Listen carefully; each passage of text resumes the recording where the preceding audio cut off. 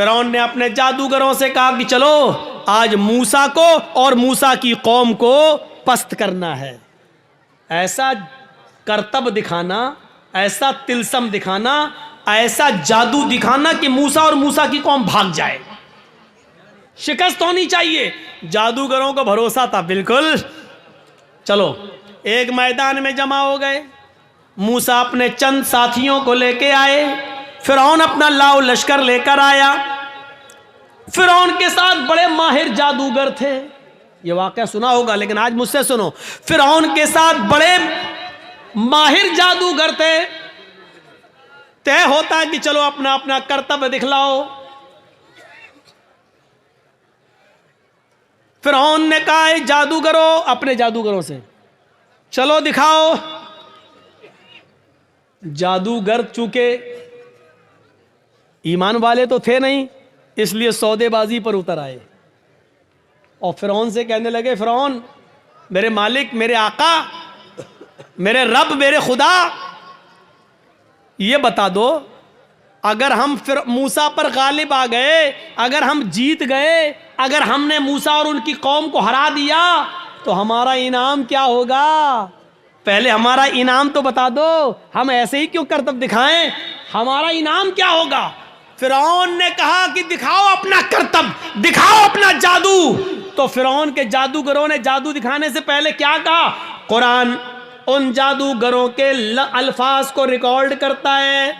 ان جادوگروں نے فرعون سے کہا اِنَّا لَنَا لَأَجْرًا إِن كُنَّا نَحْنُ الْغَالِبِينَ. ٹھیک ہے، ہم ابھی جادو دکھاتے ہیں، لیکن اے فرعون یہ بتاؤ اگر ہم نے موسیٰ اور موسیٰ کی قوم کو ہرا دیا اور ہمارا کرتب دیکھ کر، ہمارا ناٹک دیکھ کر اگر یہ سب ہار جاؤ، بھاگ جائیں تو ہمارا اجر کیا ہوگا؟ اِنَّا لَنَا لَأَجْرًا، ہماری مزدوری کیا ہوگی، ہمارا انعام کیا ہوگا؟ ان کننا نحن الغالبین، اگر ہم ان کی اوپر غالب آ گئے تو، اگر ہم ان کے اوپر غالب آ گئے تو کیا انعام ہوگا؟ فرعون نے مسکراتے ہوئے جواب دیا انکم لمن المقربین. اگر موسیٰ اور موسیٰ کا لشکر ہار گیا، شکست فاش دے دی، ڈر گیا اور بھاگ گیا، تو تم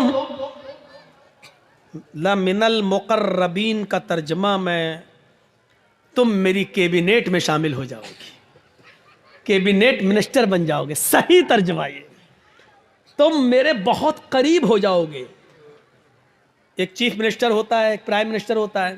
تو پرائم منسٹر اور چیف منسٹر کے قریبی لوگ کون ہوتے ہیں؟ جو اس کی کیبنیٹ میں شامل ہوتے ہیں. جو بھی چیف منسٹر کو کرنا ہوتا ہے وہ اپنی کیبنیٹ سے مشورہ کرتا ہے. پرائم منسٹر کو جو کرنا ہوتا ہے وہ اپنے کیبنیٹ سے مشورہ کرتا ہے. تو ہم جو بھی کچھ کریں گے تمہارے مشورے سے کریں گے، یعنی تم ہمارے مقرب ہو جاؤ گے، ہم تمہیں اپنی کیبنیٹ میں شامل کر لیں گے. بالفاظ دیگر ہم تمہیں اپنا وزیر بنا دیں گے، تمہیں ہم اپنا منسٹر بنا لیں گے، وزیر بنا لیں گے، تمہارا یہ انعام ہوگا. اب اتنا سا لالچ اگر کسی کو مل جائے تو یہ تو بہت بڑی بات ہو گئی نا، بہت بڑی بات ہو گئی. آج بھی اگر بی جے پی کی طرف سے کسی مسلمان کو یہ آفر مل جائے تو وہ بھی بی جے پی پہ چلا جاتا ہے. اور دیکھ لیجئے کتنے لوگ جا چکے ہیں کہ کیبنیٹ میں شامل کر لیا جائے گا، بس ہمارے لیے اتنا ہی کافی ہے. اب تو سب کچھ جائز ہو گیا، جو بھی وہ کریں گے وہ سب ٹھیک ہے، وہ سب ٹھیک ہے. اب تو جھوٹ کو بھی سچ کہنا پڑے گا. جب ان جادوگروں نے سنا کہ فرعون کہہ رہا ہے کہ انکم لمن المقربین، تم ہمارے مقرب ہو جاؤ گے، ہماری کیبنیٹ میں شامل ہو جاؤ گے، ہمارے منسٹر بن جاؤ گے، اتنا بڑا انعام کا جب لالچ ان کو ملا تو وہ فوراً تیار ہو گئے. پھر ان کے پاس جو رسیاں تھیں انہوں نے ان رسیوں کو پھینکا، انہوں نے ان رسیوں کو ڈالا. انہوں نے جب ان رسیوں کو موسیٰ کے سامنے اور موسیٰ کی قوم کے سامنے پھینکا تو وہ رینگتے ہوئے سانپ بن گئے، رینگتے ہوئے سانپ بن گئے، سانپ بن کر رینگنے لگے. حالانکہ وہ سانپ نہیں تھے، وہ نظر بندی تھی. ہمیں دکھائی دے رہے ہیں سانپ کی طرح رینگ رہے، لیکن وہ سانپ نہیں تھے. جیسے جادوگر ہمارے محلے میں آتا ہے، مٹی اٹھائے گا، رکھے گا، مٹھی بند کرے گا، چھو منتر جادو کر کے ایسے گھما کے کھولے گا، روپیہ بن جائے گا. حالانکہ وہ روپیہ نہیں ہے، وہ مٹی ہے، لیکن ہمیں روپیہ دکھ رہا ہے.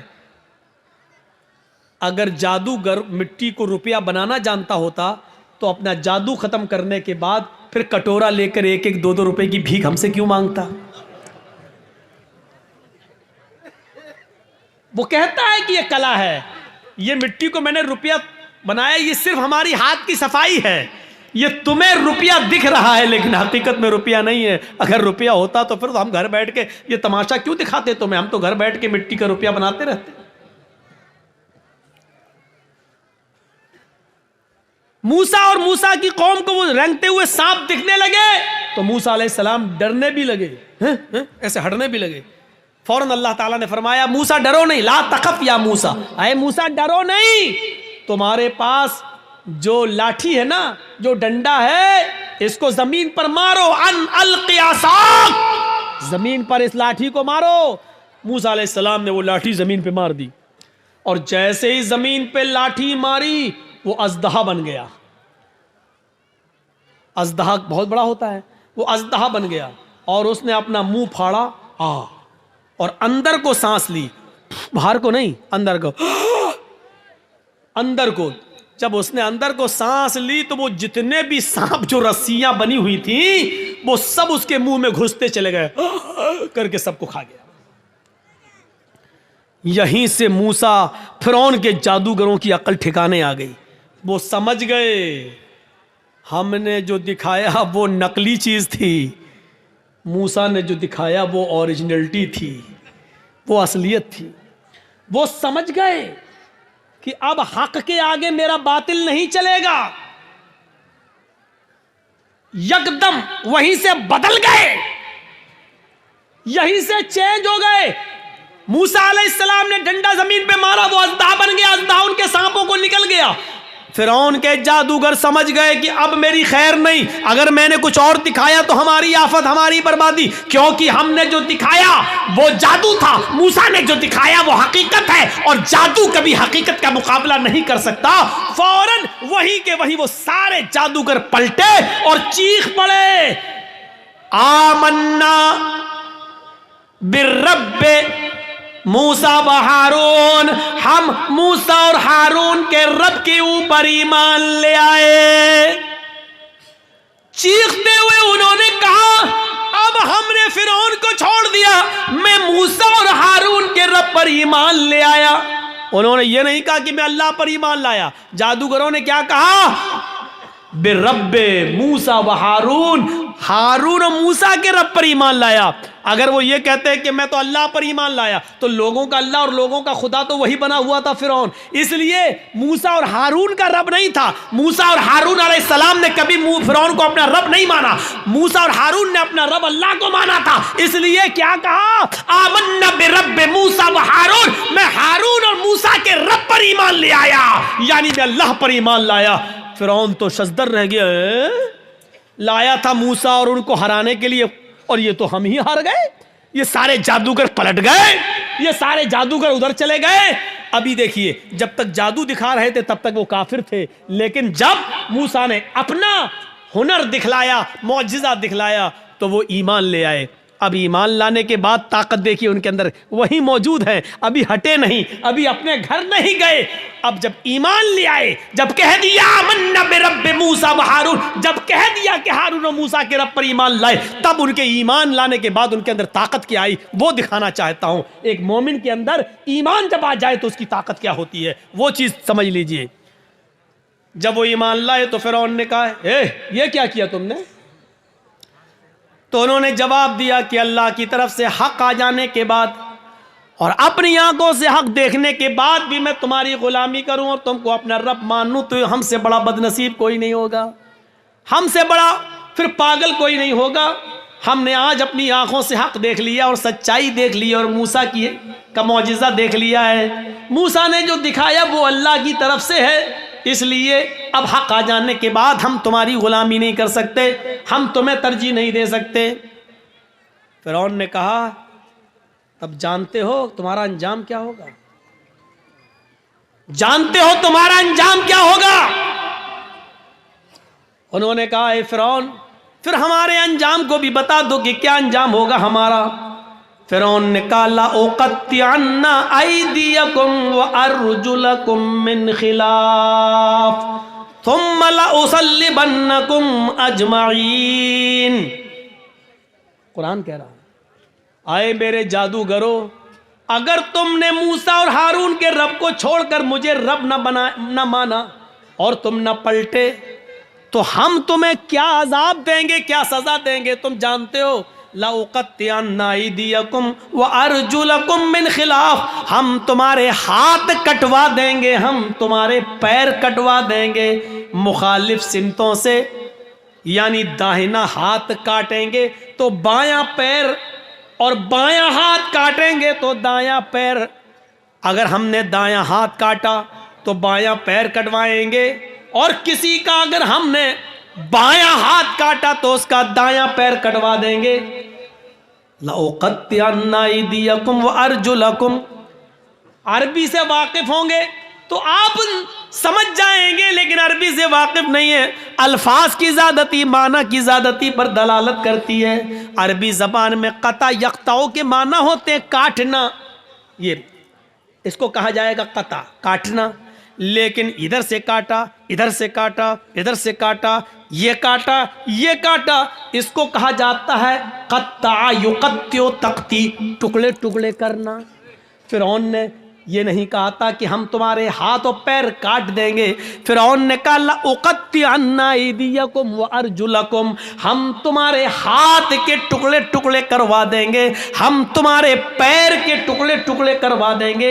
हमारी ज़बान में कीमा कीमा कर देंगे, बोटी बोटी कर देंगे मुखालिफ सिमतों से, यानी पहले अंगूठा काटेंगे, फिर पंजा काटेंगे, फिर पिंडली काटेंगे, टखना काटेंगे, पिंडली काटेंगे, घुटना काटेंगे, रान काटेंगे, कमर काटेंगे। अगर मैंने तुम्हारा दाहिना पैर काटा तो ऐसे ही बायां हाथ काटेंगे, पहले उंगली काटेंगे, पोर काटेंगे, कलाई काटेंगे, गट्टा काटेंगे, हाथ की ये कलाई, फिर ये कोहनियों, फिर कंधा, यानी हम टुकड़े टुकड़े कर देंगे। कितनी दर्दनाक सजा, जिंदा आदमी को एक एक हिस्सा काटा जाए। ला उक़त्तिअन्ना अयदियकुम व अर्जुलकुम मिन खिलाफ, हम पहले ऐसा करेंगे और ऐसा करने के बाद भी अगर तुम न माने तुम्मा ला उसल्लिबन्नकुम अजमईन, तो फांसी का फंदा लगा के फिर हम तुम्हें सूली पे चढ़ा देंगे।